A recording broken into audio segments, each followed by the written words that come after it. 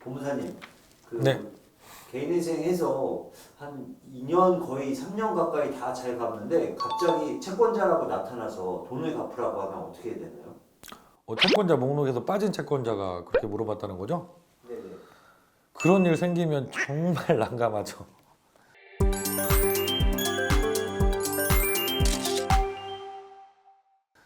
제가 다른 영상에서도 말씀드렸는데 개인회생 할 때 가장 조심할 게 이게 채권 누락이거든요. 특히 지금 질문 주신 것처럼 내가 인가결정까지 받고 돈을 이미 변제기간 다 끝날 때까지 갚았다. 2년 몇 개월을 갚았다. 그런데 채권자가 나 빠졌는데 하면서 연락이 왔다. 그러면 정말 방법이 없습니다.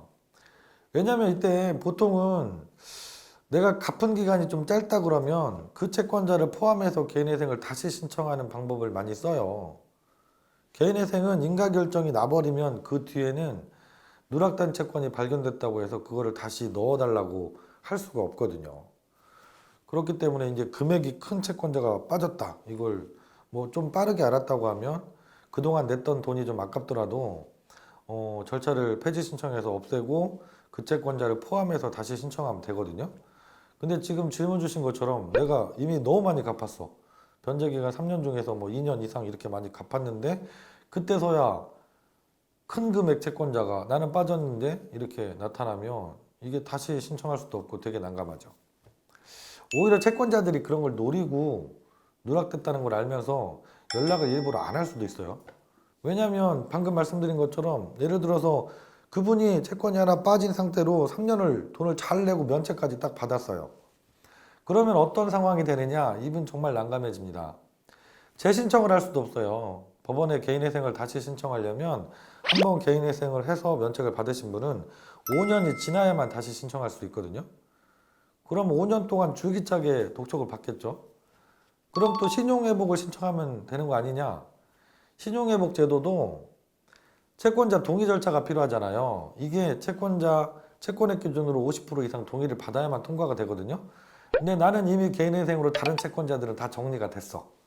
채권자 그분 누락된 채권 딱 하나가 남았어요. 그 사람이 동의해 줄까요? 안 해주겠죠. 그러면 신용회복 제도도 이용할 수가 없게 됩니다. 결과적으로. 그래서 정말 난감한 상황이 돼요.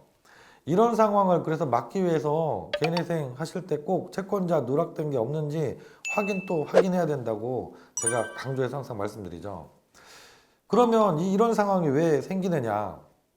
보통은 채무가 발생한 지 오래된 분들인 경우에 이런 상황이 생겨요.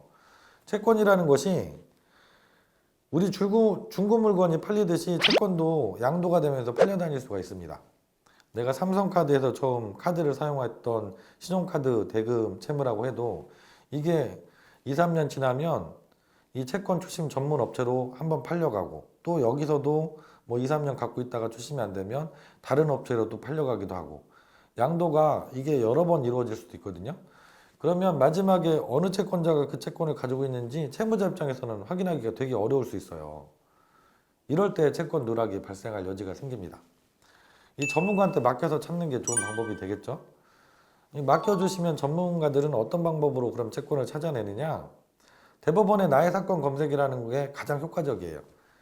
이 나의 사건 검색이라는 것은 대한민국 모든 법원에 내 이름으로 접수된 소송사건, 압류, 가압류 사건 이런 모든 사건들을 한 번에 조회할 수 있는 그런 시스템이에요. 그래서 법원에 직접 신분증 가지고 방문하시거나 아니면 인터넷에서 대법원 홈페이지 접속하셔서 나의 사건 검색이라는 곳으로 들어가서 검색을 해보실 수가 있는데요. 이때는 인증서가 필요해요. 인증서가 있으시면 조회가 됩니다. 그러면 전국 법원에 내 이름으로 들어왔던 모든 사건이 다 한 번에 조회가 돼요.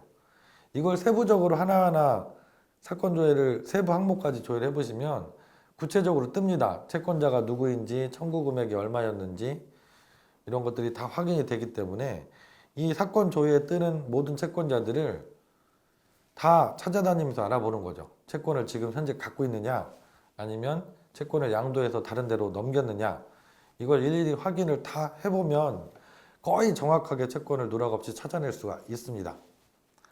개인회생 채권 누락됐다 이거 너무 난감한 상황이에요.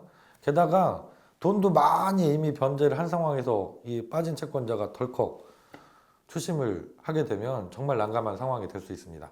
이걸 막기 위해서 꼭꼭꼭 신청하실 때 채권이 빠졌는지 확인을 해보셔야 됩니다.